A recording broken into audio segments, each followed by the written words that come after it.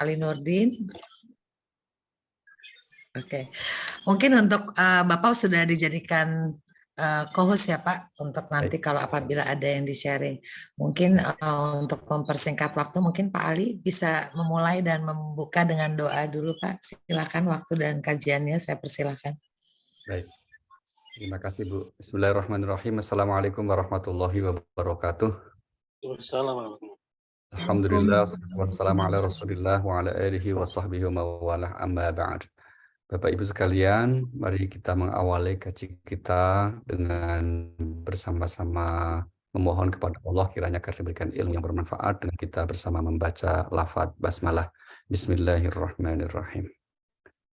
Baik, seperti yang sudah disampaikan di dalam undangan bahwa sore ini kita akan mentadabburi ayat-ayat Al-Quran yang berkaitan dengan akhlak mulia adalah mahkota kita beragama.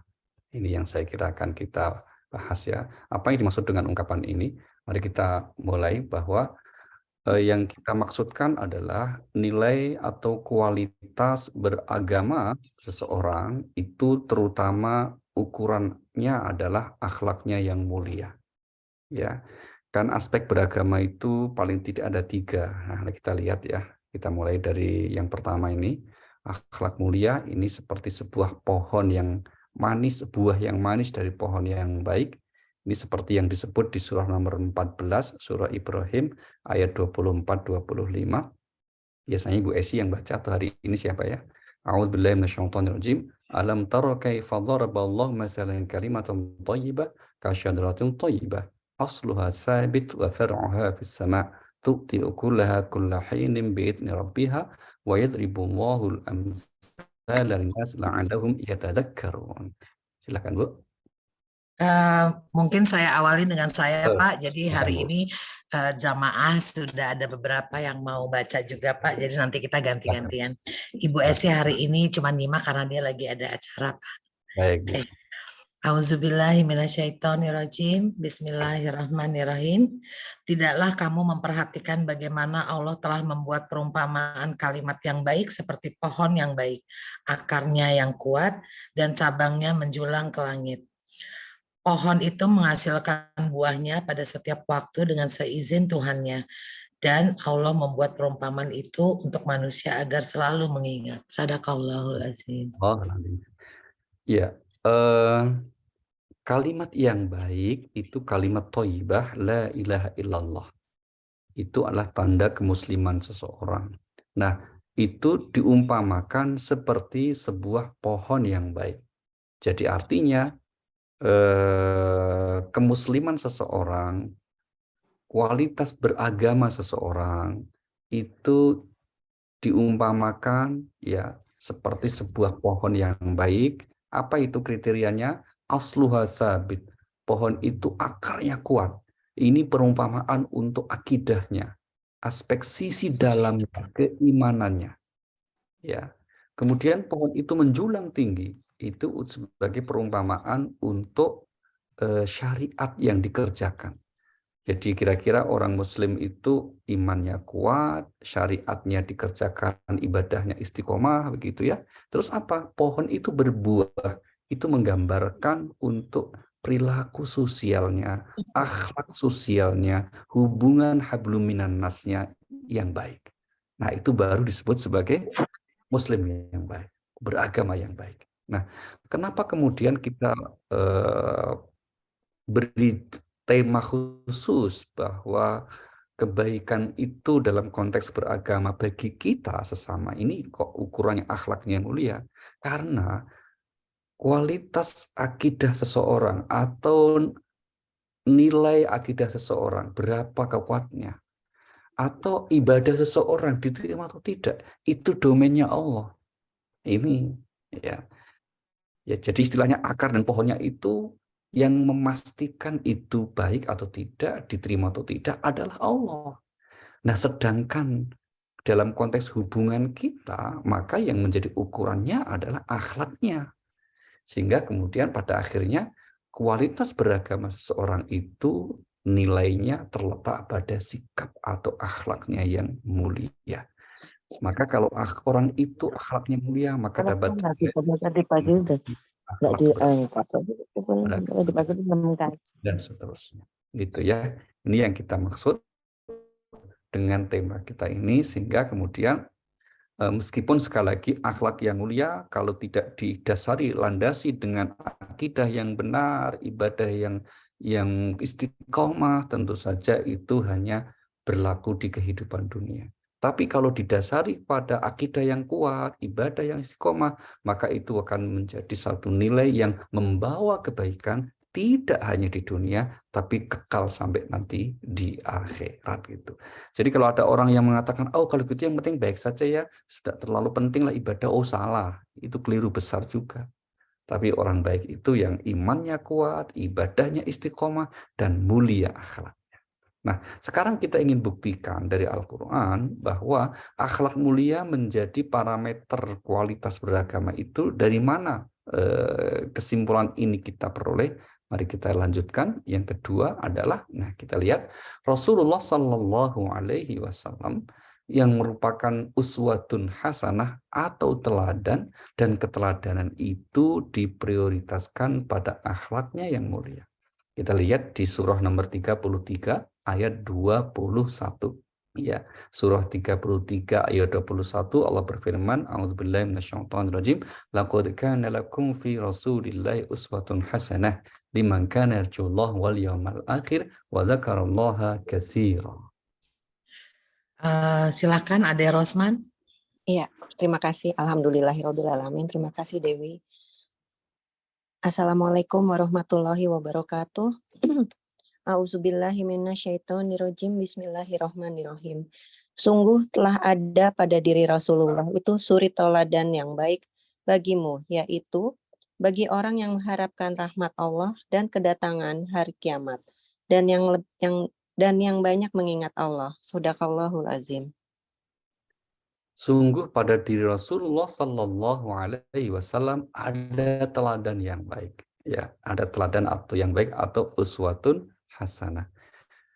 Di Al-Quran kita ingin garis bawahi Ibu ya, bahwa Nabi yang disebut sebagai teladan yang baik itu hanya dua macam, atau dua orang, dua Rasul, ya, dua Nabi, yaitu Nabi kita dan satu lagi Nabi Ibrahim alaihissalam. Pertanyaannya ini sebelum kita lanjutkan ya, apakah Nabi yang lain itu nggak baik? Pasti semua Nabi dalam keyakinan iman kita baik. Kenapa kok yang disebut hanya Nabi kita dan Nabi Ibrahim?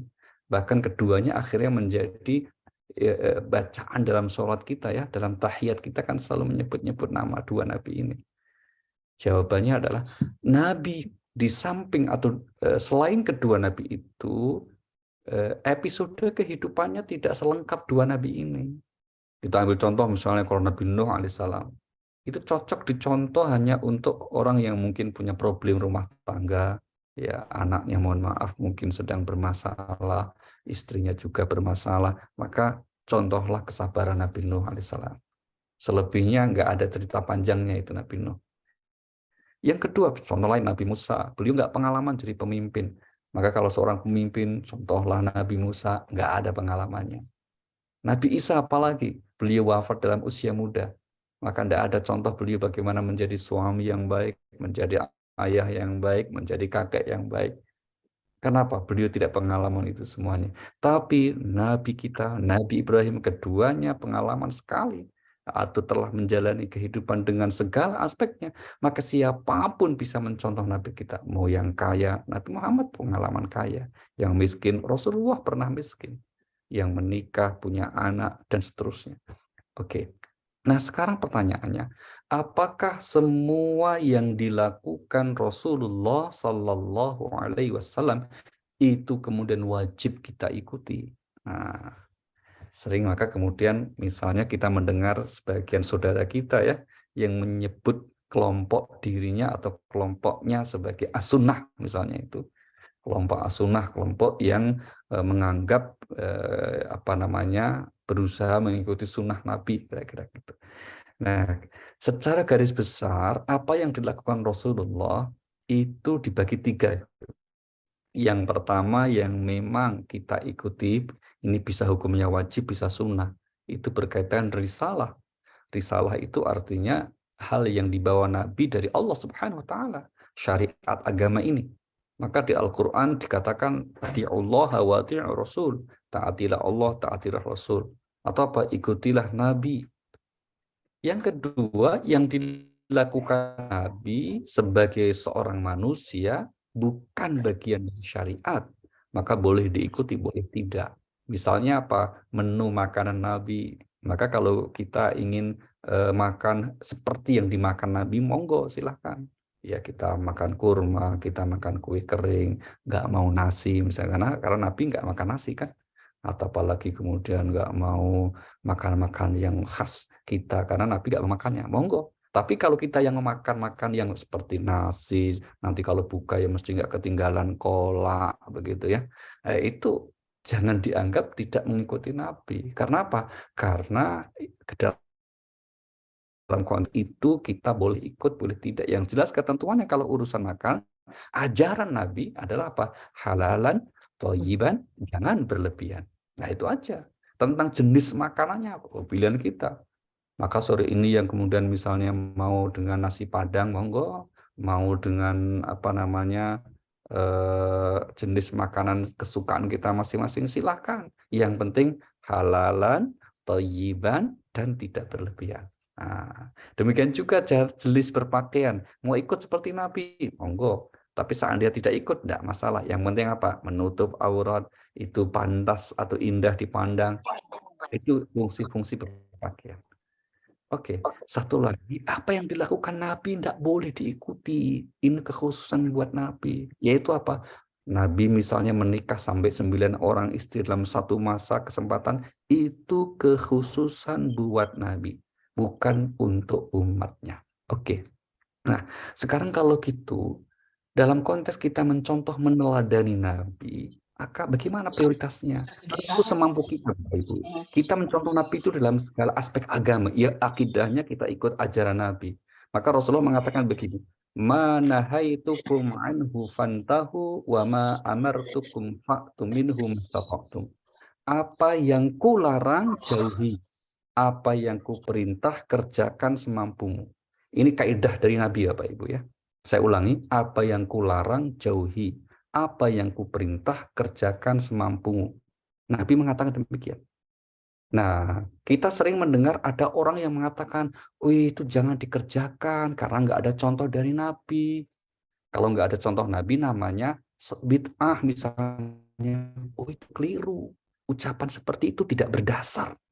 Kenapa? Karena Nabi mengatakan yang kularang jauhi, yang kuperintah kerjakan semampumu. Nabi tidak mengatakan yang kucontohkan.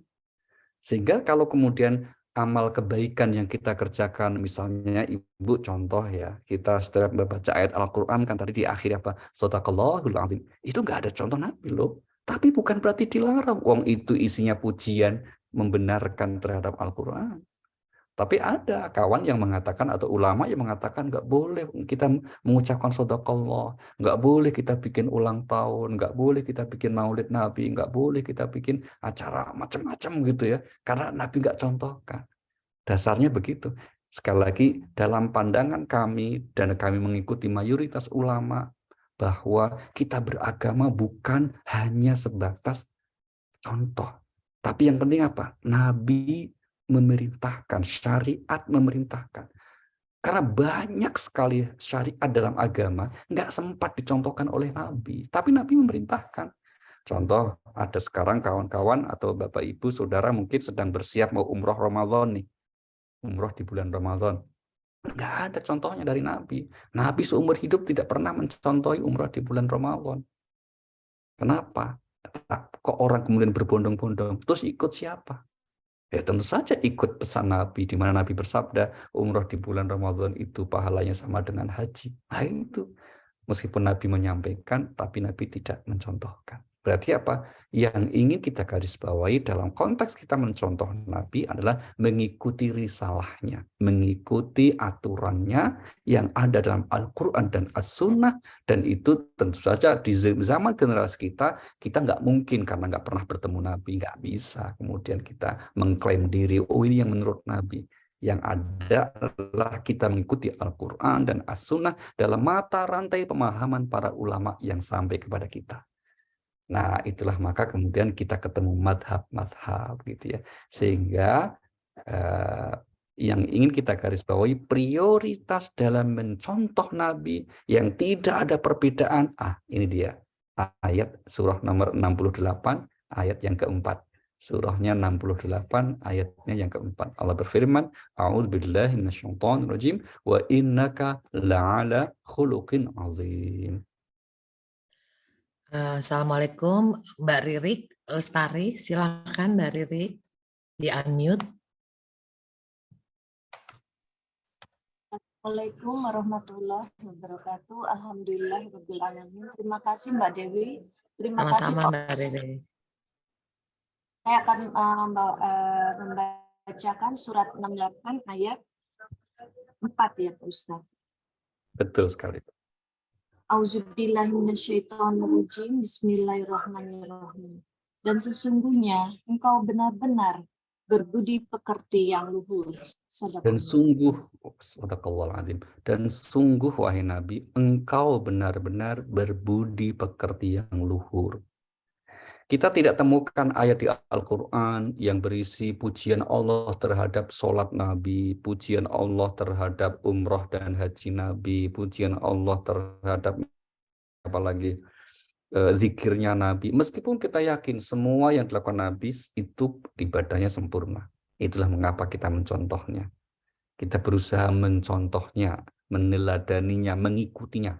Ya, misalnya tarawih kita ya, tentu saja kita berusaha untuk mengikuti meskipun baru jumlah rakaatnya. Kalau tentang bacaannya, kekhusyuannya ya pasti jauh lah. Tidak ada yang menyerupai Nabi persis gitu ya.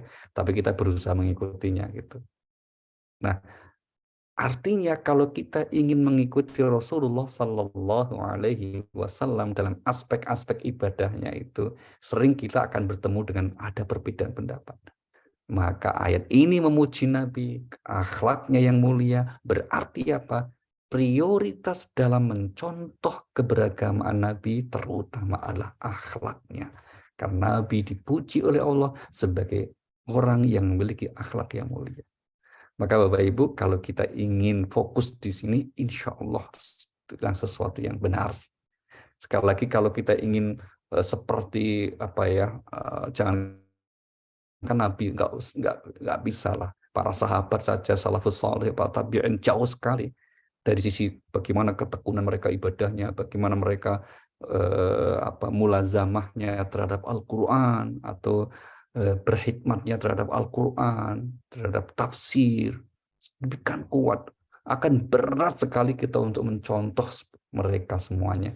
Tapi kita mampu dan insya Allah bisa kalau kita pada aspek akhlaknya.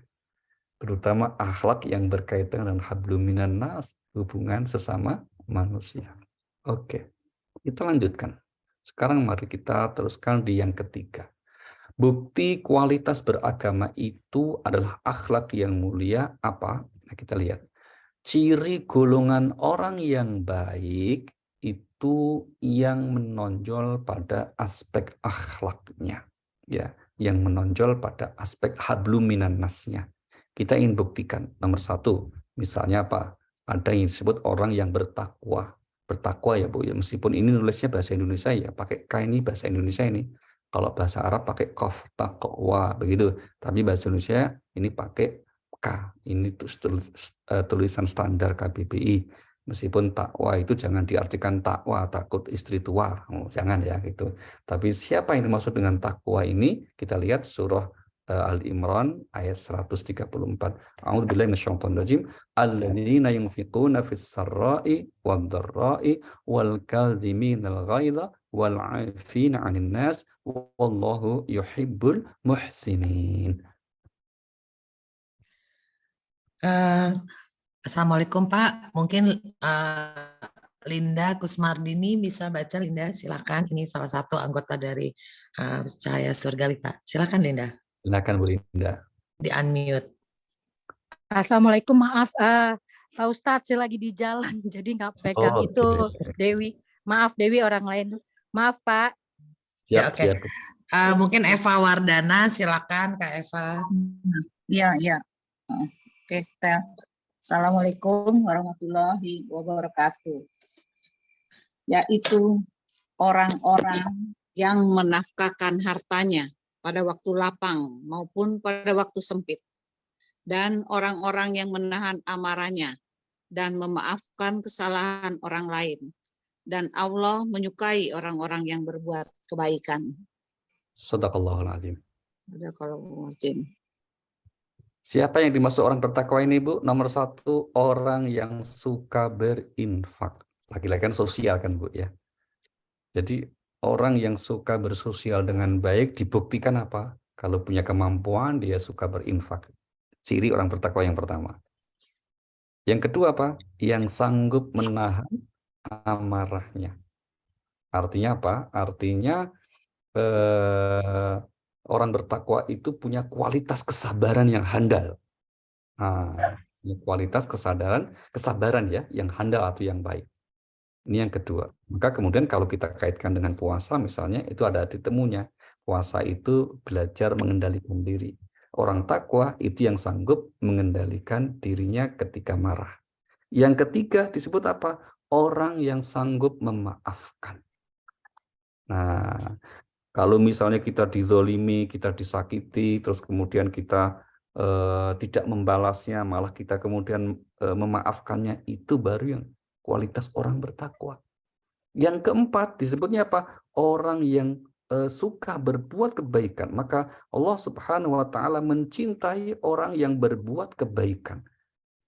Perhatikan Bapak Ibu, orang bertakwa di ayat ini disebut kualitasnya itu empat-empatnya berkaitan dengan hablum minan nas. Yang berinfak, menahan amarah, memaafkan, yang berbuat kebajikan. Artinya apa? Artinya kualitas beragama, kualitas ketakwaan itu ukuran yang menonjol ya. Kita sebut menonjol karena bukan berarti kita mengabaikan sisi akidah, keimanan atau ibadah, bukan. Itu tetap prioritas juga. Tapi sekali lagi akidah seseorang, ibadah seseorang, kualitasnya yang tahu hanya Allah. Tapi kalau untuk hablum minan nas ini kita yang ngerti, kita yang bisa menjadi ukurannya. Maka orang mengatakan begini, kalau untuk urusan iman atau ibadah biarlah Allah yang urus. Urusan kita sesama ini bagaimana akhlakmu. Nah, begitu kira-kira gitu. Maka ciri yang bertakwa siapa? Tadi yang bersosial dengan baik. Kriterianya apa? Yang suka berinfak, sanggup menahan amarah, memaafkan, berbuat kebajikan.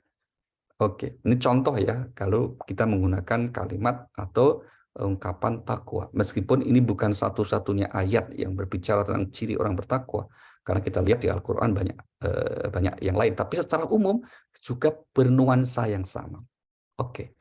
Kemudian yang kedua, seorang yang dinilai apa itu baik oleh Allah disebut dengan istilah ibadur rahman, hamba dari yang maha pengasih ya, atau yang maha penyayang.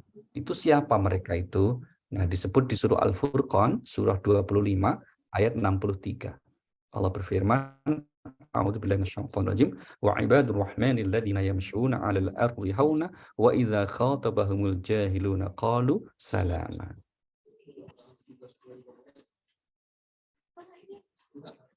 Assalamualaikum, silakan Novi Ramli, di unmute. Oi, silakan. Iya. Assalamualaikum. A'udzubillahi minasyaitonirrajim. Bismillahirrahmanirrahim. Adapun hamba-hamba Rabb yang Maha Pengasih itu adalah orang-orang yang berjalan di bumi dengan rendah hati. Dan apabila orang-orang bodoh menyapa mereka dengan berkata-kata yang menghina, mereka mengucapkan ucapan yang baik. Shadaqallahul azim. Shadaqallahul azim. Orang yang disebut hamba yang maha pengasih siapa apabila menjalani kehidupan dengan kerendah hatian. Ini yang berat. Ya, maka puasa hakikatnya mengajari kita agar kita punya kerendah hatian. Yang kedua apa? Kalau kemudian disakiti dia tidak membalas. Seandainya harus membalas, dia terus menyampaikannya dengan ucapan yang mengandung keselamatan. Dua-duanya yang disebut aspek sosial, hubungan kita dengan sesama. Kerendah hatian. Rendah hati itu apa toh? Rendah hati itu kesediaan menerima kebenaran dari manapun sumbernya dan menghormati orang lain atau tidak melecehkan.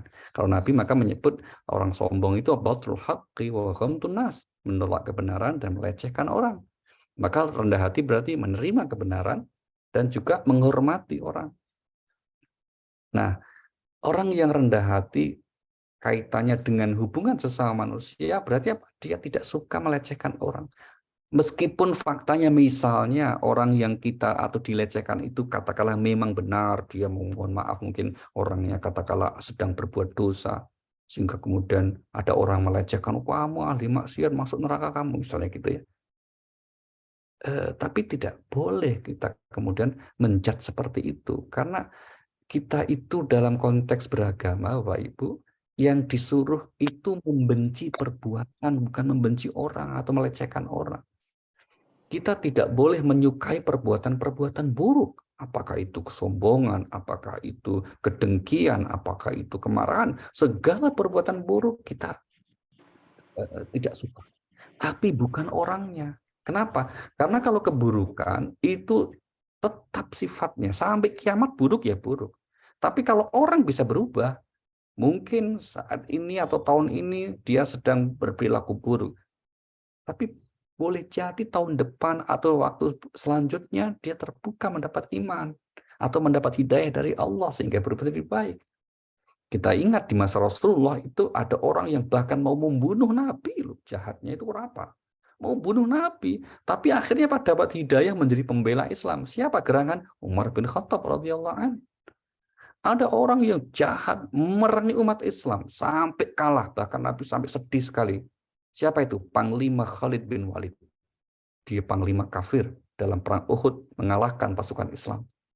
Tapi kemudian Panglima Khalid bin Walid dalam perjalanan waktu beliau masuk Islam, bahkan kemudian membela Islam dan mendapat gelar Saifullah, pedang Allah. Dan seterusnya gitu ya. Maka kalau perbuatan nggak berubah, tapi kalau orang bisa berubah. Itulah mengapa kalau ada orang yang menurut kita, menurut norma agama misalnya menyimpang, ingatkan, doakan dengan kasih sayang, dengan kelembutan, bukan dengan cara memaki atau apalagi merendahkan. Karena kalau orang itu merendahkan orang, meskipun atas nama agama itu ya, ada kesan berarti menepuk dadanya dia orang suci, orang benar. Padahal Al-Quran mengingatkan, jangan menganggap dirimu suci. Oke, ini ya, maka kemudian yang dikasih Allah itu mereka adalah orang-orang yang bersikap rendah hati dan tidak membalas atas keburukan yang dia terima. Seandainya harus membalas, dia sanggup dengan ucapan yang baik. Kita teruskan. Kemudian yang ketiga, nah ini mukmin yang beruntung ya. Kita lihat surah nomor 23 ayat 1 sampai 8. Allah berfirman, A'udzubillahi minasyaitonirrajim, qad aflahal mu'minun alladzina hum fi salatihim khashi'un walladzina hum 'anil lagwi mu'ridun walladzina hum lis-zakati fa'ilun walladzina hum li furujihim hafizun illa 'ala azwajihim aw ma malakat aymanuhum fa innahum ghairu malumin. Faman ibtagha wara'a dzalika fa ulaika humul 'adun walladzina hum li amanatihim wa 'ahdihim ra'un. Assalamualaikum. Setelah saya baca yang berikutnya nanti saya minta tolong sahabat saya Bu Mumun. Silakan Bu Mumun, nanti habis saya siap-siap ya. Assalamualaikum warahmatullahi wabarakatuh. Bismillahirrahmanirrahim. Auzubillahiminasyaitonirrajim. Sungguh beruntung orang-orang yang beriman, yaitu orang-orang yang khusyuk dalam sholatnya, dan orang yang menjauhkan diri dari perbuatan dan perkataan yang tidak berguna, dan orang yang menunaikan zakat, dan orang yang memelihara kemaluannya, kecuali terhadap istri-istri mereka atau hamba sahaya yang mereka miliki, maka sesungguhnya mereka tidak tercela. Tetapi barang siapa yang mencari di balik itu zina dan sebagainya, maka mereka itulah orang-orang yang melampaui batas. Dan sungguh beruntung orang yang memelihara amanah-amanah dan janjinya. Sadaqallahul azim. Perhatikan Bapak Ibu. Disebut beruntung seorang mukmin itu, kita lihat ya kriterianya itu mayoritasnya pada aspek sosialnya, akhlaknya yang mulia. Yang satu siapa? Sholatnya khusyuk. Oke, ini ritual ya. Yang penting nih, paling penting. Selebihnya apa? Yang menghindari hal yang tidak berguna, yang menunaikan zakat kan sosial ya, yang kemudian menjaga diri, kehormatannya, yang kemudian apa? Menunaikan janji dan amanah yang diterimanya. Semuanya aspek sosial. Maka betapa pentingnya kualitas akhlak mulia itu dalam konteks kita beragama. Ya, ini sekedar contoh Bapak Ibu ya, karena ini belum menyebut kelompok baik yang menyeluruh di Al-Qur'an ya. Ketiga ini hanyalah sebuah contoh bagaimana Al-Qur'an menggambarkan kualitas beragama dengan menonjolkan ataupun dengan melihat golongan-golongan dalam Al-Qur'an yang disebut mereka kelompok yang baik itu, ternyata mereka adalah pada orang-orang yang memiliki sisi hablum minan nas yang baik, tanpa mengabaikan hablum minallahnya. Orang-orang yang menonjol akhlaknya yang mulia tanpa mengabaikan akidah dan ibadahnya. Ini yang saya kira pada poin ini yang ingin kita garis bawahi tentang akhlak mulia adalah mahkota beragama kita. Mari kita lanjutkan. Kemudian yang keempat, ya, buktikan atau kita buktikan bersama ya. Yang keempat adalah tujuan utama ibadah mahdhah. Ibadah mahdhah itu ibadah yang tata caranya, waktu pelaksanaannya telah diatur dalam agama. Seperti yang utama ya sholat, puasa, haji, dan seterusnya gitu ya. Ibadah mahdhah punya tujuan utama itu agar kita memiliki akhlak yang mulia. Ya, kita mulai contohnya mau siapa? Sholat. Ya, sholat ini nomor 1. Nah, apa itu tujuan sholat? Mari kita lihat ayatnya. Surah nomor 29 ayat 45. Surah 29 ayat 45 Allah berfirman, A'udzubillahi minasyaitonirrajim, Utslu ma uhiya ilaika minal kitab wa aqimis shalah innas salata tanha 'anil fahsya'i wal munkar wa la dzikrullahi akbar wallahu ya'lamu ma tasna'un. Assalamualaikum warahmatullahi wabarakatuh. Makasih Bu Dewi diikut sertakan di sini. Mudah-mudahan Pak Ustadznya juga mempunyai keluasan ilmu untuk berbagi di sini. Amin. Silakan Bu. Saya akan bacakan terjemahan surat 29 ayat 45. Ayat 45. Makasih Pak Ustadz. A'udzubillahi minasyaitonirrajim. Bismillahirrahmanirrahim. Surat 29 adalah surat Al-Ankabut ayat 45.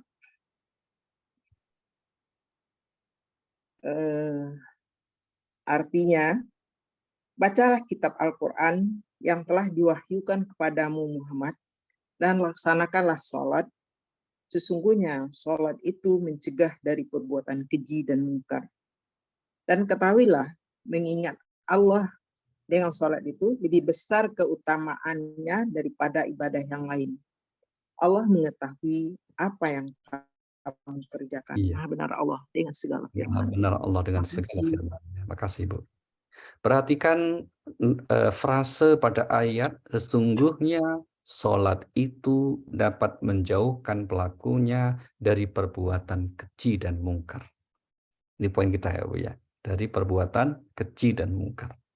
Nah, untuk mengetahui yang dimaksud perbuatan keji itu apa toh? Nah, sehingga kemudian itu menjadi tujuan sholat. Di Al-Quran kita temukan ada beberapa contoh yang dimaksud perbuatan keji. Tapi kita ingin yang hablum minan nasnya langsung ya. Satu apa? Berbuat zina. Wala taqrabuz zina innahu kana fahisyah. Jangan mendekati zina karena itu perbuatan keji yang nyata. Yang kedua apa? Maaf, LGBT atau homoseks atau lesbian. Itu kaum Nabi Lut alaihissalam yang dikecam oleh Allah dengan kata kalimat apa? Atattunal fahisyata ma sabaqakum biha? Apakah kamu melakukan perbuatan keji yaitu lesbi atau homo? Satu perbuatan yang belum pernah dilakukan oleh orang sebelum kamu. Nah, itu ya. Yang ketiga, ini yang menarik. Perbuatan keji itu ternyata oleh Al-Quran diberi contoh Apa itu? Kikir. Nah, maka Allah mengecam. Mari kita lihat ayatnya dulu ini ya. Yang kikir ini surah nomor 2 Al-Baqarah ayat 268. Ayat 268. Allah berfirman, A'udzubillahi minasyaitonir rajim, asy-syaitan ya'idukumul faqra wa ya'murukum bil fahsya. Wallahu ya'idukum maghfiratan minhu wa fadla. Wallahu wasi'un alim. Silakan Ade Rusman. Baca lagi, Ade.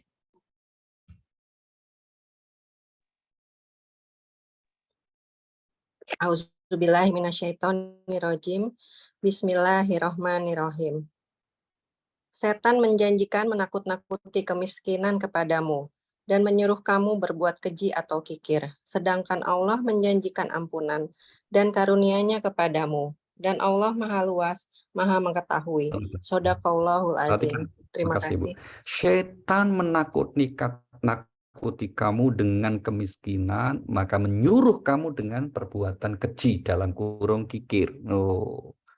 Jadi keji dimaksud di ayat ini kikir, Bu. Nah, kaitannya dengan sholat bagaimana? Nah, Al-Quran mengecam kalau ada orang yang rajin ibadahnya, mungkin bukan kata rajin ya, orang yang sudah beribadah, sholat, tapi kok kikir, itu dikecam.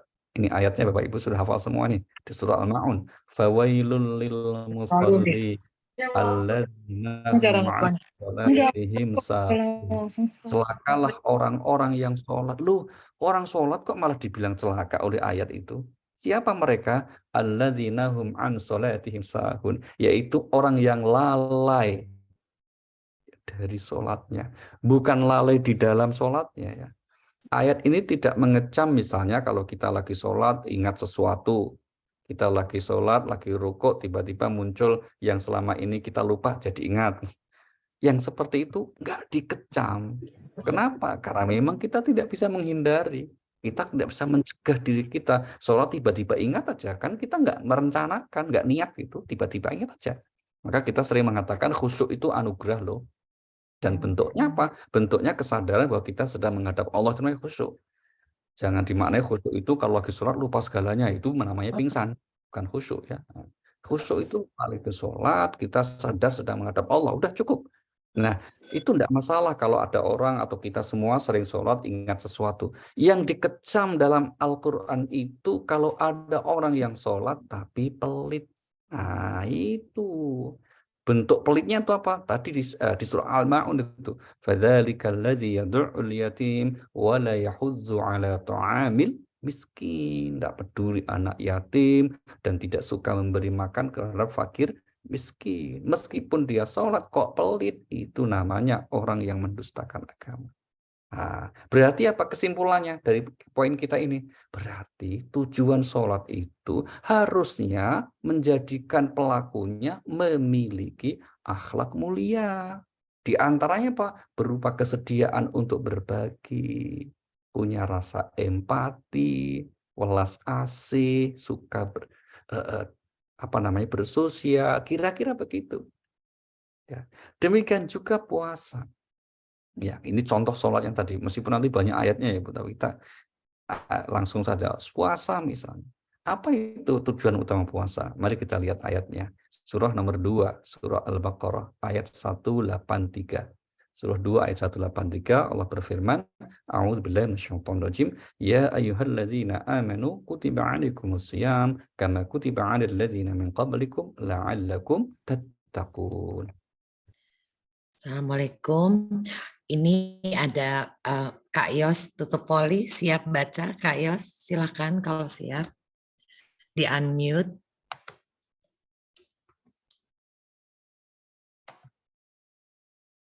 Belum siap ya?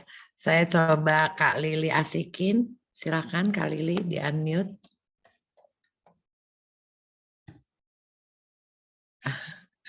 Belum siap juga ya.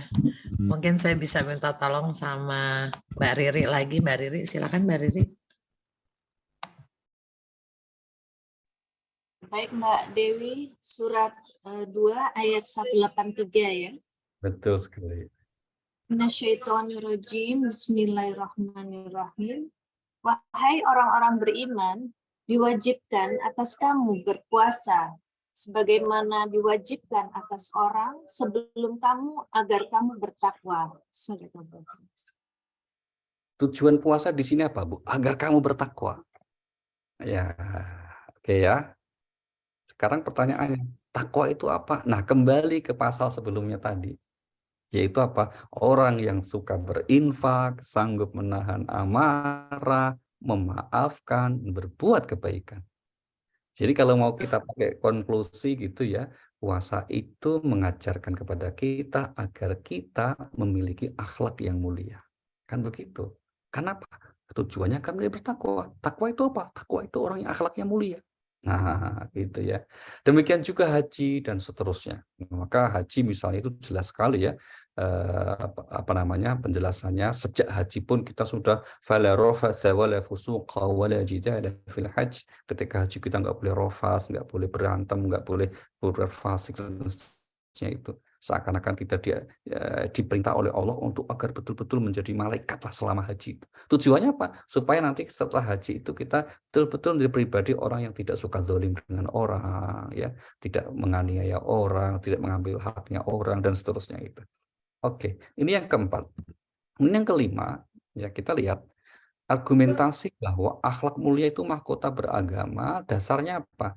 Ibadah atau ibadah maksudnya yang seperti tadi kita sampaikan ya, yaitu ibadah yang aturannya sudah jelas seperti puasa begitu. Kemudian apalagi ya haji itu mahdhah namanya. Nah, kalau ada yang kurang bisa ditutup dengan akhlak yang mulia. Bisa ditutup dengan perbuatan sosial. Nah, itu. Tapi maaf, ini nggak berlaku sebaliknya. Kalau orang itu sosialnya buruk, nggak bisa ditutup dengan beribadah mahdhah atau yang ritual. Sekarang mulai kita lihat contohnya misalnya di Al-Quran ya, sebelum ke ayat ini ya Bu ya. Kita lihat di Al-Quran yang puasa misalnya. Surah nomor 2, Al-Baqarah, ayat 184. Surah 2, ayat 184, Allah berfirman, أياما معدودات فمن كان منكم مريضا أو على سفر فعدة من أيام أخر وعلى الذين يطيقونه فدية طعام مسكين فمن تطوع خيرا فهو خير له وأن تصوموا خير لكم إن كنتم تعلمون. Assalamualaikum, silakan Kak Meta Karin. Di unmute. Assalamualaikum. A'udzubillahi minasyaitonirrajim. Bismillahirrahmanirrahim. Surat Al-Baqarah ayat 184. Betul, Bu. Beberapa hari tertentu, maka barang siapa di antara kamu sakit atau dalam perjalanan, lalu tidak berpuasa, maka wajib mengganti sebanyak hari yang dia tidak berpuasa itu pada hari-hari yang lain. Dan bagi orang yang berat menjalankannya, wajib membayar fidyah, yaitu memberi makan seorang miskin. Tetapi barang siapa dengan kerelaan hati mengerjakan kebajikan, maka itu lebih baik baginya. Dan puasamu itu lebih baik bagimu jika kamu mengetahui.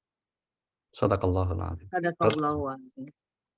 Bagi yang tidak mampu, mungkin karena alasan usia sudah nyunsewu, sudah uzur gitu ya, maka kemudian apa? Kalau mampu bayar fidyah.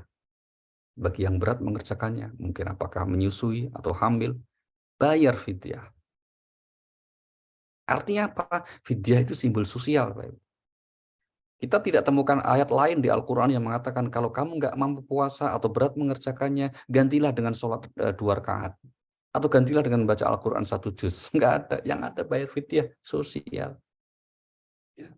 Demikian juga apa? Demikian juga orang yang berhaji misalnya. Nggak bisa. Maka kalau ada larangan yang dilanggar, bayar dam. Laki-laki sosial. Nah, sebaliknya kalau orang itu buruk perilaku sosialnya, ya suka zalim sama orang, nggak bisa diampuni dosanya dengan kita bertahajud, kita sholat tobat, nggak bisa. Harus selesaikan masalahnya dengan sesama dulu. Nah, bagaimana kalau ibadah-ibadah yang diwajibkan itu atau yang ritual itu yang kita tinggalkan di masa lalu. Nah, inilah kita kembali ke ini, poin kelima kita ini, yaitu apa? Surah nomor 11, surah 11 namanya surah Hud ayat 114 menyatakan bahwa akhlak yang mulia, perbuatan-perbuatan baik itu dapat menghapuskan dosa-dosa kesalahan di masa lalu, khususnya yang berkaitan dosa kita terhadap Allah Subhanahu wa taala. Nah, ayatnya ini ya. Bismillahirrahmanirrahim. Aqimus shalah tarafai nahar faminal lail innal hasanati yudhibnas sayyi'at dzalika dzikra lidzakirin. Oke, silakan Novi untuk baca. Setelah ini Ibu Fei Sastra Negara. Siap-siap. A'udzubillahiminasyaitonirrajim. Bismillahirrahmanirrahim. Dan laksanakanlah salat pada kedua ujung siang, pagi dan petang, dan pada bagian permulaan malam. Perbuatan-perbuatan baik itu menghapus kesalahan-kesalahan. Itulah peringatan bagi orang-orang yang selalu mengingat Allah. Iya. Sadaqallahul-Azim. Frase yang tengah, Bu. Perbuatan baik itu menghapus kesalahan-kesalahan. Saya ulangi. Perbuatan baik menghapus kesalahan-kesalahan. Itulah mengapa kita meyakini bahwa akhlak mulia itu mahkota beragama kita. Nah, salah satu bentuk akhlak mulia itu apa itu? Kita selalu menguatkan persaudaraan atau ukhuwah, merekatkan hubungan sesama. Ini yang penting sekali. Dan besar sekali perhatiannya Al-Quran tentang hal ini. Mari kita lihat. Nah, yang pertama, ada persaudaraan yang harus kita jalani sebagai sesama manusia. Kita sebagai sesama manusia, meskipun mungkin berbeda keyakinan, berbeda agama, itu tetaplah saudara. Karena apa? Sama-sama manusia yang merupakan ciptaan Allah. Maka Al-Quran begitu kuat ya menggariskan ini. Mari kita lihat. Pertama di surah 4, surah An-Nisa ayat yang pertama. Allah berfirman, A'udzubillahi minasyaitonirrajim, ya ayuhan nas ittaqu rabbakum alladzi khalaqakum min nafsin wahidah wa khalaqa minha zawjaha wa batha minhuma rijalan katsiran wa nisaa'a wattaqullaha alladzi tasaaluna bihi wal arham innallaha kana 'alaikum raqiba. Silakan Mbak Fei Sastra Negara. A'udzubillahiminasyaitonirrajim. Bismillahirrahmanirrahim. Wahai manusia, bertakwalah kepada Tuhanmu yang telah menciptakan kamu dari diri yang satu, Adam, dan Allah menciptakan pasangannya, Hawa, dari dirinya. Dan dari keduanya Allah memperkembangbiakkan laki-laki dan perempuan yang banyak. Bertakwalah kepada Allah yang dengan namanya kamu saling meminta. Dan peliharalah hubungan kekeluargaan. Sesungguhnya Allah selalu menjaga dan mengawasimu. Iya, sadaqallahul azim. Wahai manusia, yang dipanggil di sini bukan wahai orang-orang yang beriman loh, Bu. Wahai manusia. Berarti apa? Semua manusia diingatkan oleh Allah, kamu itu berasal dari keturunan yang sama, yaitu Adam dan Hawa. Maka sering Al-Quran juga memanggil manusia itu di samping dengan ungkapan An-Nas juga apa? Ya Bani Adam. Nah, wahai keturunan Adam. Itu maksudnya manusia. Di Al-Quran itu ada 4 istilah yang disebut manusia, Bu. Satu An-Nas, nih paling banyak nih. Ayuhan nas banyak. Yuwasufi suturinas, melajinati wan nas. Yang kedua apa? Insan. Wal asri innal insan. Manusia juga itu. Yang ketiga Pak, Bani Adam. Ya ada anak Adam. Itu manusia maksudnya itu. Ada satu lagi yang namanya Bashar. Bashar itu manusia juga gitu. Nah, kita diingatkan berasal dari keturunan yang sama, Bani Adam. Berarti kita ini saudara. Saudara satu keturunan. Yaitu keturunan yang namanya kakek moyang kita, yaitu Nabi Adam alaihissalam dan Ibunda Hawa. Maka kalau saudara, seharusnya kita saling menguatkan persaudaraan. Bahwa kita berbeda nggak bisa dihindari. Gitu ya. Oke. Nah ini, maka katakan berbeda adalah ketetapannya. Kita berbeda suku bangsa, berbeda warna kulit, bahasa. Itu adalah ketetapan Allah, bukan pilihan kita. Maka tetaplah kita menjalin ukhuwah sebagai bentuk akhlak yang mulia, yang merupakan nilai dari agama kita. Kita lihat yang pertama surah 49 ayat 13. Allah berfirman, "Ya ayuhan nas inna khalaqnakum min dzakari wa unsa wa ja'alnakum syu'uban wa qabaila lita'arafu inna akramakum 'indallahi atqakum. Innallaha 'alimun khabir." Silakan Eva Wardana. Assalamualaikum warahmatullahi wabarakatuh. Bismillahirrahmanirrahim. Hai sekalian manusia, sesungguhnya kami menciptakan kamu dari seorang laki-laki dan seorang perempuan. Dan kami jadikan kamu berbangsa-bangsa dan bersuku-suku, supaya kamu saling mengenal. Sesungguhnya semulia-mulia kamu di sisi Allah, ialah yang lebih takwa di antara kamu. Sesungguhnya Allah Maha mengetahui lagi Maha teliti. Shadaqallahul azim. Sadaqallahul azim. Kami menjadikan kamu berbangsa-bangsa, bersuku-suku. Perhatikan Bapak Ibu, ini adalah ketetapannya. Dan kita nggak bisa milih gitu ya. Kita nggak daftar itu menjadi bangsa Indonesia ini. Dan kemudian di sub-sukunya lagi masih ada yang jadi Sunda, ada yang Arab, ada yang Tionghoa, ada yang Jawa. Daftar sudah ya terima saja. Maka nggak boleh orang itu merendahkan suku bangsa orang lain. Karena kita pun jadi anggota suku bangsa bukanlah ketetapan kehendak kita. Termasuk warna kulit dan bahasa yang berbeda, itu juga ketetapannya. Ini perhatikan Bapak Ibu, surah 30 nih, surah Ar-Rum ya, ayat 22. Allah berfirman apa? Wa min ayatihi khalqus samawati wal ardi wa ikhtilaful lail nahar ya wa ikhtilafu alsinatikum wa alwanikum inna fi dzalika laayatin lil alimin. Assalamualaikum, Ibu Tinu Mulyadi Rahmat, bersedia baca? Silakan Bu, di unmute.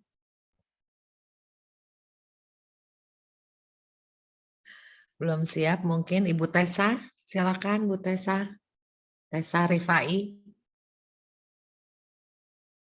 Oke, kalau belum saya aja Pak baca. Auzubillahiminasyaitonirrajim. Dan di antara tanda-tanda kebesarannya ialah penciptaan langit dan bumi, perbedaan bahasamu, dan warna kulitmu. Sungguh pada yang demikian itu benar-benar terdapat tanda-tanda bagi orang-orang yang mengetahui. Shadaqallahul azim. Iya. Perbedaan warna kulit dan bahasamu, perhatikan Ibu. Perbedaan apa? Warna kulit dan bahasa. Ini bukanlah kehendak kita. Maka ya kita terima dengan penuh keikhlasan. Ini sebagai bagian dari ketetapan Allah Subhanahu wa Ta'ala. Maka sekali lagi Al-Quran sangat menentang keras ya kalau ada orang yang bersikap rasis merendahkan suku bangsa orang lain. Ini hati-hati, bentar lagi tahun politik kita sering mendengarkan dasar-dasar gitu ya. Kata-kata itu yang keras, dasar antek, dasar ini dan seterusnya. Harus kita hindari seperti itu. Kenapa? Sekali lagi karena perbedaan suku bangsa adalah ketetapannya. Yang menghina suku bangsa orang lain berarti dia telah menghina yang menciptakan itu.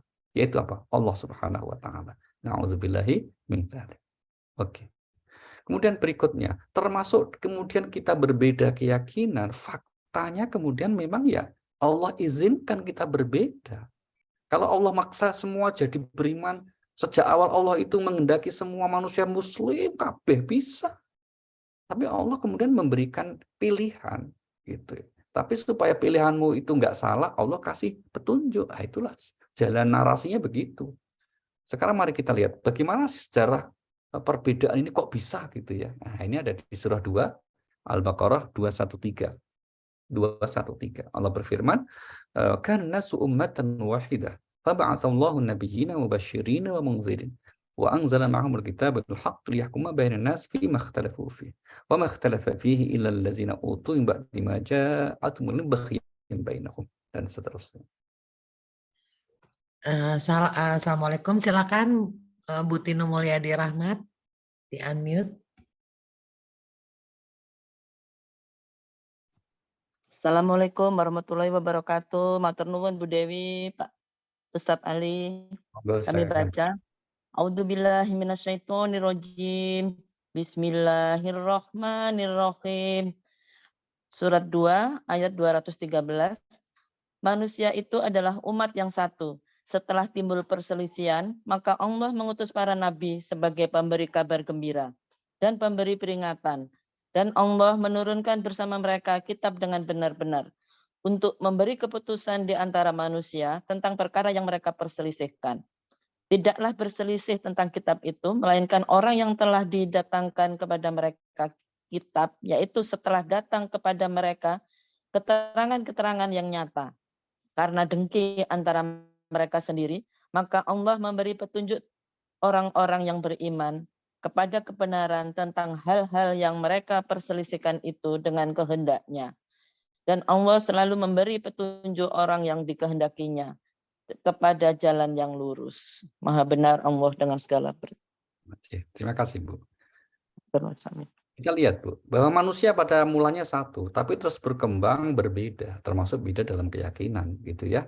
Nah, untuk memandu manusia agar kemudian tidak semakin jauh, Allah mengutus para rasul yang punya tugas utama apa? Memberi kabar gembira dan peringatan. Jadi perbedaan keyakinan sesuatu yang memang itu diizinkan Allah terjadi. Tapi ingat, maka kita berkeyakinan itu bukan sekedar yang diizinkan, tapi yang diridhoi. Nah, Al-Quran menjawab, yang diridhoi oleh Allah adalah Islam. Karena inilah yang diturunkan oleh Allah Subhanahu wa Ta'ala. Oke, mari kita lihat. Nah, sekarang pertanyaannya, bagaimana sikap kita dengan kenyataan hidup berbeda keyakinan ini? Ya, akhlak mulia seperti apa yang harus kita perjuangkan, yang harus kita ambil dalam menyikapi perbedaan ini? Jawabannya di surah Al-Maidah, surah 5 ayat yang ke-48. Allah berfirman, "Inna anzalna ilaikal kitaba bil haqq musaddiqan lima baina yadayhi minal kitab wa muhaiminan 'alaihi fahkum bainahum bima anzalallah wa la tattabi ahwa'ahum 'amma ja'aka minal haqq likullin ja'alna minkum syir'atan wa minhaja walau syaa Allahu laja'alakum ummatan wahidah walakin liyabluwakum fima atakum fastabiqul khairat." Silakan Bu Nur Hidayah Buhari Palembang, nih jauh Pak dari Palembang, tadi Iya. dari awal udah datang. Alhamdulillah. Silakan Bu Nur Hidayah, di-unmute Bu. Sudah siap Bu? Gak apa-apa, kita tunggu ya Pak. Silakan Bu. Bu Nur Hidayah, kalau belum siap mungkin saya minta tolong Bu Ade Rosman lagi untuk baca. Silakan Dek. Ya, baik. Auzubillahiminasyaitonirrajim. Bismillahirrahmanirrahim. Dan kami telah menurunkan kitab Al-Quran kepadamu Muhammad dengan membawa kebenaran, yang membenarkan kitab-kitab yang diturunkan sebelumnya dan menjaganya. Maka putuskanlah perkara mereka menurut apa yang diturunkan Allah, dan janganlah engkau mengikuti keinginan mereka dengan meninggalkan kebenaran yang telah datang kepadamu. Untuk setiap umat di antara kamu, kami memberikan aturan dan jalan yang terang. Kalau Allah menghendaki, niscaya kamu dijadikannya satu umat saja. Tetapi Allah hendak menguji kamu terhadap karunia yang telah diberikannya kepadamu. Maka berlomba-lombalah berbuat kebajikan. Hanya kepada Allah kamu semua kembali. Lalu diberitahukannya kepadamu terhadap apa yang dahulu kamu perselisihkan. Shadaqallahul azim. Terima kasih Bu. Panjang Terima ya Bu kasih. ya. Iya, alhamdulillah Pak. Berkah. Pahalanya gede nih Bu. Amin, amin, amin, Rabbal alamin. Suwun Pak. Iya Bu. Bentar lagi buka Bu, insya Allah kalau haus-haus. Iya Pak. Alhamdulillah Pak. Baik, ada tiga hal ini Bu. Perhatikan, ayat ini menarik sekali memandu kita. Yang pertama apa? Kalau Allah menghendaki, bisa saja Allah jadikan manusia itu satu keyakinan. Kalau Allah mau.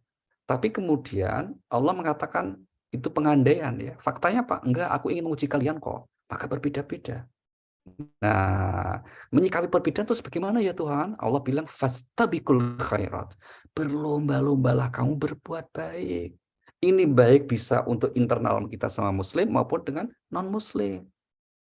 Kalau sesama muslim mungkin beda kalau kita dengan sama muslim mungkin beda mazhab, beda manhaj. Tidak perlu kita merasa paling benar dan menyalahkan orang. Jangan. Kita fokus saja berlomba berbuat baik. Maka kita sering mengatakan monggo kalau kita mau meyakini, oh ini saya ikut aliran ini, silakan. Tapi tidak usah menyalahkan yang berbeda. Karena pasti yang berbeda itu belum tentu salah secara umum. Salah kan menurut yang berbeda tadi kan. Maka terus kemudian bagaimana yang menilai? Nah, Allah katakan biarlah Allah Subhanahu wa Ta'ala yang akhirnya menjadi penilai akhir. dan itu kelak nanti di akhirat. Maka di dunia ini nggak perlu orang itu kemudian, mohon maaf bahasa kami apa, magang jadi Tuhan untuk menilai imannya orang, menilai ibadahnya orang. Bayangkan Bapak Ibu, dengan sesama atau orang non-Muslim saja kita dianjurkan seperti itu, apalagi kita dengan sesama Muslim, ya. Maka saling menghormati itulah buah akhlak yang mulia, dan seharusnya itu menjadi salah satu hasil akhir dari rangkaian ibadah yang kita kerjakan. Sehingga kita beragama itu punya patokan yang kuat, yaitu apa? Kita mendidik diri ini agar memiliki akhlak yang mulia. Bentuknya apa tadi? Hubungan sosial yang baik, kerendah hatian, kedermawanan, itulah akhlak-akhlak yang seharusnya menjadi tujuan kita dalam beragama ini. Tentu sekali lagi kita tidak mengabaikan hablum minallah kita, istiqomah ibadah kita, memohon kepada Allah Subhanahu wa taala, dan kalau itu sudah kita raih bersama dalam kehidupan kita, maka kita bersyukur. Alhamdulillah, kok kita dianugerahi Allah dengan nikmat seperti itu. Karena inilah anugerah yang besar yang membawa kebaikan tidak hanya di dunia, tapi juga kelak nanti di akhirat. Insya Allah. Baik Bu Dewi, mungkin demikian untuk sesi kita. Kita masih punya waktu beberapa saat ke depan. Seperti biasa, Bu Dewi akan membantu kita kalau ada yang perlu kami persilahkan. Terima kasih. Saya belum melihat ini ada di chat tadi ya Pak. Saya minta tolong kalau ada yang mau bertanya untuk menulis di chat atau raise hand gitu. Belum ada Pak so far pertanyaan. Tapi saya mungkin mau bertanya nih Pak ya, bahwa dari hasil tadi saya bisa merangkum bahwa hablum minanas itu nomor 1 ya Pak ya. Jadi istilahnya apapun yang Allah minta, apapun itu akhirnya balik-balik ke manusia lagi gitu ya Pak. Dari manusia untuk manusia lagi, sebegitu dimuliakannya hubungan silaturahim yang baik untuk sesama. Jadi apabila kita juga bisa memaafkan orang jahat, kalau bisa kita baikin lagi ya Pak, gitu ya Pak istilahnya. Betul sekali. Susah Pak zaman sekarang untuk seperti Iya, itu. Jadi betul sekali Bu. betul. Jadi mungkin Pak ini kayak lagi alhamdulillah lagi bulan Ramadan, insya Allah kita juga banyak menahan amarah ya Pak ya. Terus juga saya terutama ingin dapat kiat-kiat khusus nih Pak gitu untuk menjadi manusia yang lebih sabar, terutama ya Pak ya. Di bulan Ramadan ini makin banyak ya Pak, makin kita berasa ingin memulai sesuatu yang baik, makin kita diuji. Mungkin ada Pak 1, 2 paling tidak ada 3 resep ya Bu, yang diajarkan Al-Quran agar kita dianugerahi kemampuan mengendalikan diri, kemampuan untuk bersabar. 3 itu apa? Yang pertama, kita berusaha untuk memiliki komunitas yang saling mengingatkan tentang kesabaran. Ya kita bergaul sama orang-orang yang menurut kita lebih sabar. Itu kan ayatnya maka mengatakan di surah Wal-Asri itu Bu Dewi, watawasau bil haqqi watawasau bis sabr. Yang saling berwasiat dalam kebenaran, wasiat dalam kesabaran. Nah, secara khusus disebut itu berpesan dalam kesabaran, disebut khusus. Berarti ini kiat orang beruntung, ya kan? Karena kalau nggak ada itu namanya rugi kan? Wal 'asri innal insana lafi khusr. Demi masa sesungguhnya manusia dalam kerugian kan gitu kan? Kecuali orang beriman, beramal soleh, dan saling berpesan dalam kebaikan dan kesabaran. Nah, ini yang pertama. Ya.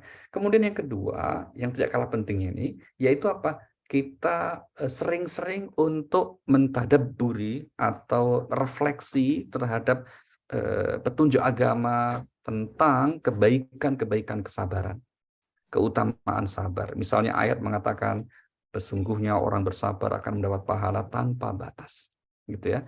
Di surah Az-Zumar ayat yang ke-10. Innama yuwaffas sabiruna ajrahum bighairi hisab. Misalnya gitu. Orang sabar itu akan selalu ditolong oleh Allah, dibersamai oleh Allah, dan banyak yang lagi. Sehingga kemudian kesabaran itu bukan pilihan bagi orang yang ingin meraih kebaikan, tapi apa? Keharusan. Bukan sekedar pilihan, saya milih sabar, enggak. Harus sabar. Ya. Karena apa? Untuk taat ya harus sabar. Untuk menghindari perbuatan dosa harus sabar. Kalau ada musibah terlebih juga kita harus sabar. Dan satu lagi, untuk kita dianugerahi kemampuan mengendalikan diri sabar, yaitu apa? Berdoa, mohon kepada Allah agar diberi anugerah kesabaran. Nah, doa ini saya kira penting ini Bu Dewi. Monggo bisa dilihat ayatnya ya.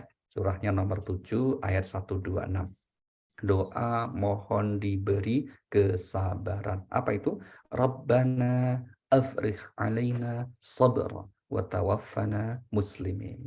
Surah nomor 7 Al-An'am ayat 126. Silakan Kak Meta, mungkin mau baca Bu Meta Karim.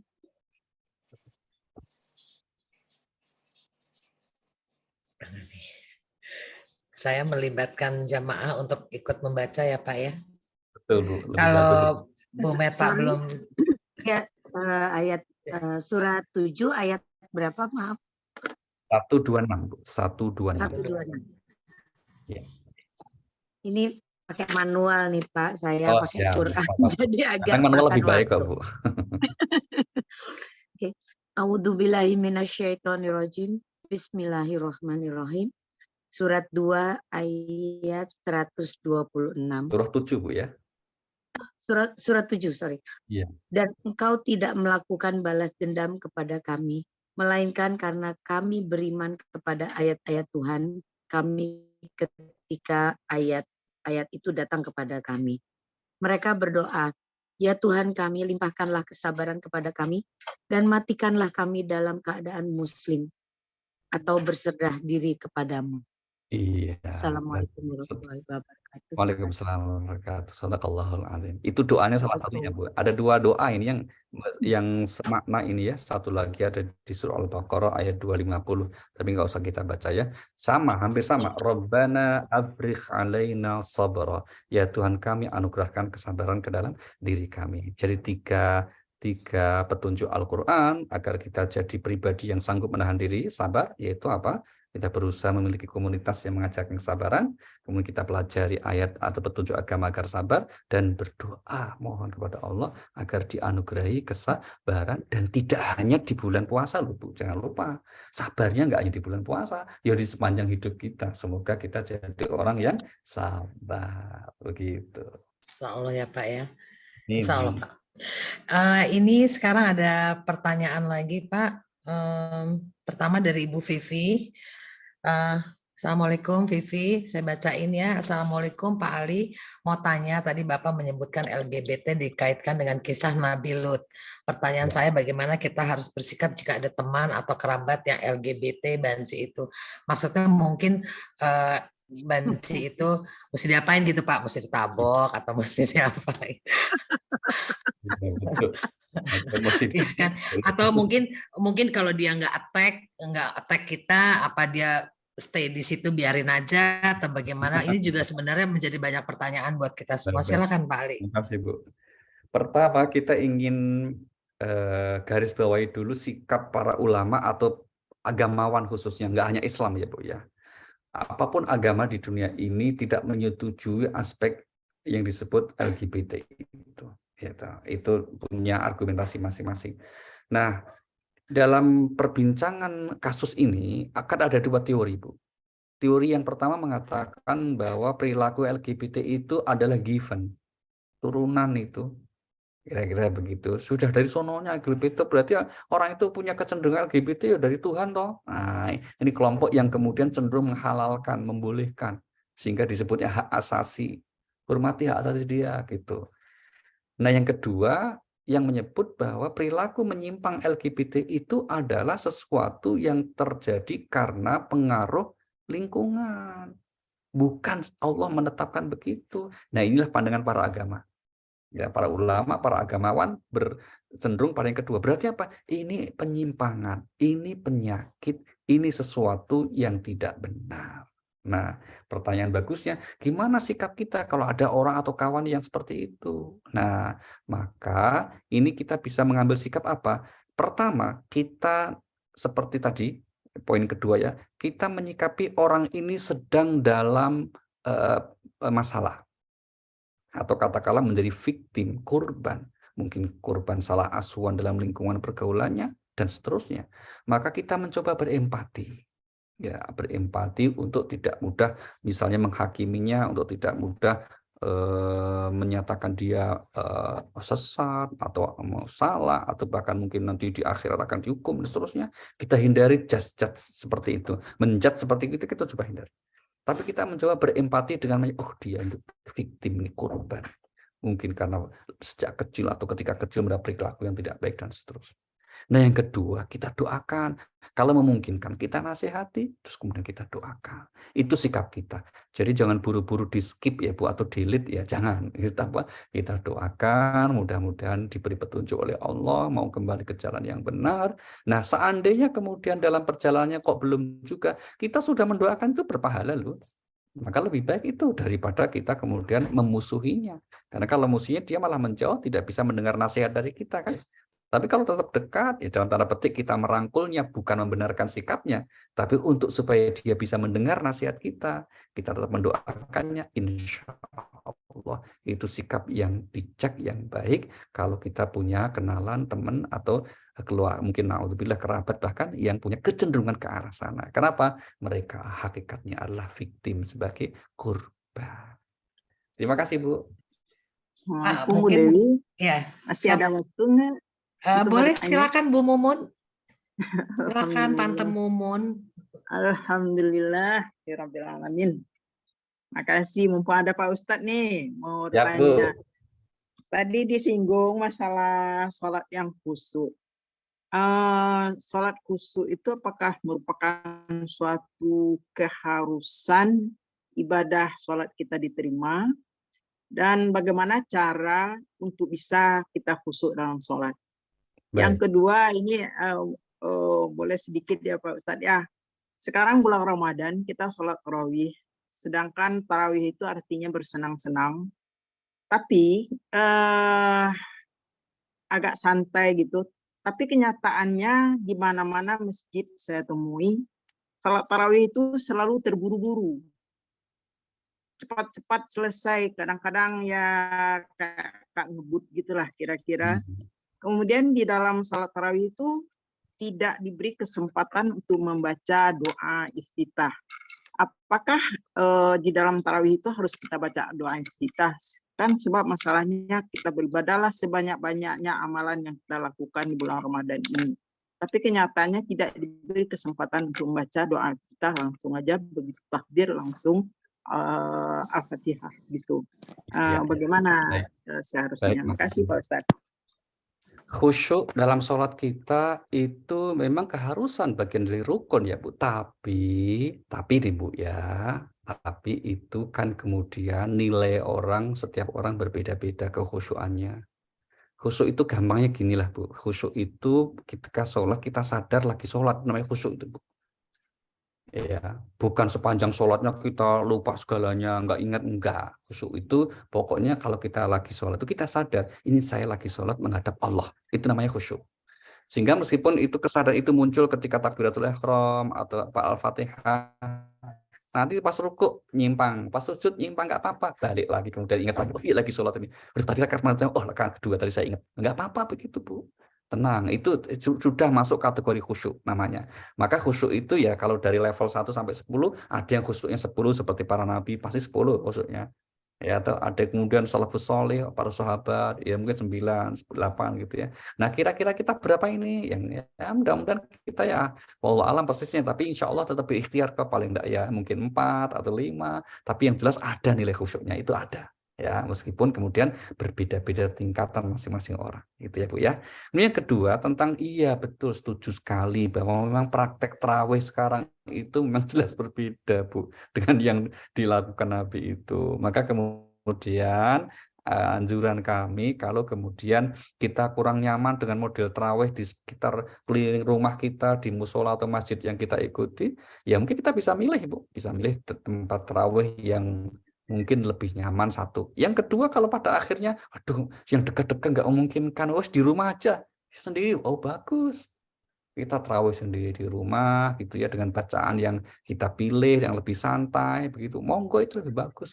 Memang tarawih itu pertama hukumnya sunnah, Dan berjamaah di masjid pun juga bagian dari sunnah juga. Sehingga tidak selalu dianjurkan harus ke masjid. Meskipun kalau kita ke masjid banyak kebaikan yang lain. Bisa kita nilai jamaahnya ada, nilai silaturahimnya ada. Kadang-kala di masjid ada tausiahnya, berarti nilai thalabul ilminya juga ada. Tapi sekali lagi ini pilihannya kembali kepada kita. Memang ini yang menjadi salah satu problem di antara kita. Karena kalau kemudian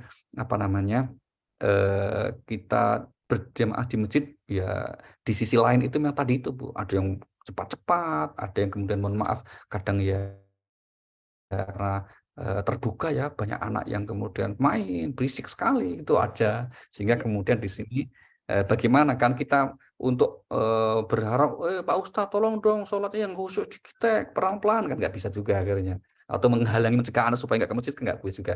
Maka yang ada apa, pilihan-pilihan ini mungkin sesekali kita ke masjid, tapi juga sesekali kita menikmati apa takarub kita kepada Allah dengan sholat sendiri di rumah, munajat sendiri di rumah. Insya Allah itu juga pilihan yang baik dan juga insya Allah menenteramkan. Sedikit Pak Ustadz, Yeah. sedikit Pak Ustadz, soal masalahnya yang jadi imam itu malahan Ustadz. Kan kadang-kadang yang disuruh itu Ustadz. Ustadz itu cuma bisa ngomong aja begitu. Tapi dalam prakteknya beliau itu tidak melaksanakan. Beliau mengajarkan sholatlah dengan khusyuk, sholatlah dengan tamakninah. Tetapi di dalam beliau tuh udah ditunjuk menjadi imam di waktu sholat tarawih itu, ya seperti yang saya bicarakan tadi, tetap aja cepat-cepat gitu. Jadi ini masalah buat kita bersama betul sekali. Maka makasih Bu. Ya kuncinya tadi itu ya Bu ya. Inilah dunia. Kadang ya begitulah kita sabar aja. Iya deh. Oke, Kita pahami kadarullah aja deh ya. Terima kasih Tante Mumun. Ada satu pertanyaan lagi nih Pak dari jamaah Bapak nih dari Masjid Brawijaya, Pak Ari. Assalamualaikum Pak Ali, bagaimana kita menyikapi ketika sedang diuji sakit agar kita dapat sabar menerima takdir tersebut? Karena kebanyakan manusia ketika sakit ingin instan sembuh dan amalan apa yang diajarkan oleh maaf ya Pak, saya baca jadi bolak-balik nih Pak. Coba Bapak bisa baca nggak? Nah, ketika sakit ini insan sembuh dan amalan apa yang diajarkan oleh Rasulullah? Terima kasih. Yang pertama, sebetulnya paling penting Pak Ari sikap batin kita yang menerima ketentuan itu. Ridho atas ketetapan Allah kita sakit itu. Nah, sabar. Bagaimana caranya? Caranya kita berhusnudzon, Pak. Berprasangka baik kepada Allah. Itu cara yang paling penting itu. Kita berprasangka baik ya. Husnudzon sama Allah. Pertama, badan ini kan milik Allah juga. Kita juga milik Allah. Ya kalau kemudian pemiliknya mau bikin kita atau membuat badan kita sakit, ya kita serahkanlah. Ya Allah, ini pasti ada kebaikannya. Maka caranya Pak, sabar menikah ketentuan itu, kurangi kita keinginan-keinginan yang kemudian bisa menabrak takdirnya Allah ini, itu harus kita rem supaya kita sabar. Karena dengan menerima ketetapan itu, maka insya Allah sakit itu akan menjadi pelebur kesalahan kita dan juga pengangkat derajat kita. Itu yang paling penting ya. Dan sehat belum tentu baik loh Pak, malah saya ulangi, yang sehat belum tentu baik. Ada seorang suami kalau sakit, waduh sabar di rumah, ngomong sama istri pelan kalau lagi sakit. Nah gitu.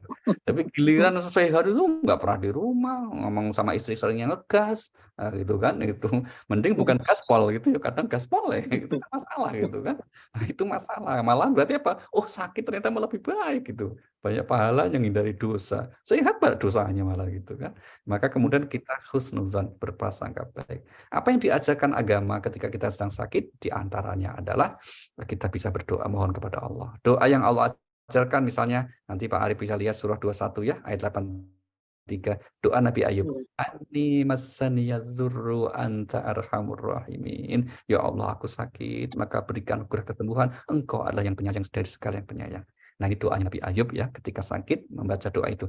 Ani masaniyadzur wa anta arhamur rahimin. Atau dengan bahasa kita, ya Allah berikan kesembuhan yang baik. Itu Nabi juga mengajarkan doa-doa kalau kita sedang sakit. Oke, terima kasih Pak Ari. Terima kasih Pak Ali. Pak, boleh ya Pak? Nih ada pertanyaan satu lagi dari Ibu Meta. Silakan Kak Meta Karim. Ya. Assalamualaikum Pak Ali. Waalaikumsalam. Saya mau bertanya Pak tentang tata cara doa. kalau kita mau mengirimkan doa kepada almarhum atau almarhumah, Pak, apakah harus kita menyertakan bin atau bintinya, Pak? Itu Baik, saja makasih, yang saya mau makasih, tanyakan makasih. gitu kan. Sementara Allah Maha mengetahui, Pak, kita nyebut nama pendek pasti Iya. nggak mungkin Allah tidak Iya, mengetahui iya betul gitu loh, sekali, Pak. betul Bu. Makasih, Makasih Pak. Bu.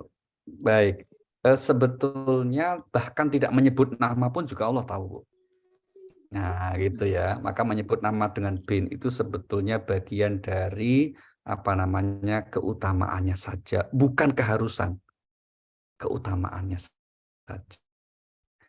Ya Allah, ya Allah, doa cukup, bisa juga ya Allah untuk ibuku. Ya Allah kan nggak mungkin keliru kan, ibunya kita, bapaknya kita kan nggak mungkin keliru kan, itu. Oh iya kan, itu sudah pasti. Tapi kalau kita sebut nama dengan bin-nya itu lebih pada keutamaannya sekaligus penghargaannya, gitu ya. Jadi seandainya kita sebut nama nggak bin ya boleh, pakai bin ya lebih baik. Nggak sebut nama sama sekali, kalau kita sebut statusnya bapakku, anakku, suamiku, boleh saja. Semuanya karena Allah Maha mengetahui. Atau keluargaku misalnya, Allah juga mau. Kita niatkan dalam hati keluarga itu maksudnya apa? Ya, orang tua, anak, suami, itu Allah juga tahu. Jadi hal itu bukan sebuah keharusan, tapi hanya aspek keutamaan. Iya. Makasih Bu Terima Mita. kasih, Pak. Aduh, Iya. dingin banget Bapak kalau memberikan ini ya, tausiahnya. Makasih Bu Mita. Membuat Jadi hati dingin. kalau dengerin kajiannya Pak Ali pada pakai jaket gitu ya. Temen ya Bu. Kayaknya kurang waktu ya, Tel ya. Iya, kurang waktu. Ya.